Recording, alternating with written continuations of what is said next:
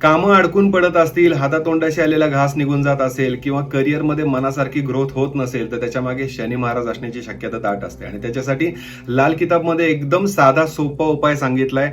हा लाल किताबचा उपाय इंटरेस्टिंग आहे, एकदा करून बघायला काही हरकत नाहीये. अर्थात आपल्या कष्टाला पर्याय नाहीये, पण एकदा करायला काही हरकत नाही. काय आहे तर लाल किताब प्रमाणे ना, जे कुलूप असतं ते म्हणजे शनीचं कारक आहे आणि जी किल्ली असते ती केतूचं कारक आहे. तर ज्या माणसाला त्रास होतो त्याच्यासाठी घरातल्या कुठल्या तरी माणसाने मदत करावी. काय करायचंय, घरातल्या कुठल्याही व्यक्तीनं ज्याला त्रास होतो त्या माणसावरून हे कुलूप बंद असलेल्या अवस्थेमध्ये किल्ली सकट 7 वेळा उतरवायचंय, पायापासून डोक्यापर्यंत. आणि घराजवळ असलेले कुठल्याही निर्जन अशा चौकामध्ये जिथे 4 रस्ते एकत्र येतात त्या ठिकाणी हे कुलूप किल्ली सकट बंद अवस्थेमध्ये ठेवून द्यायचं.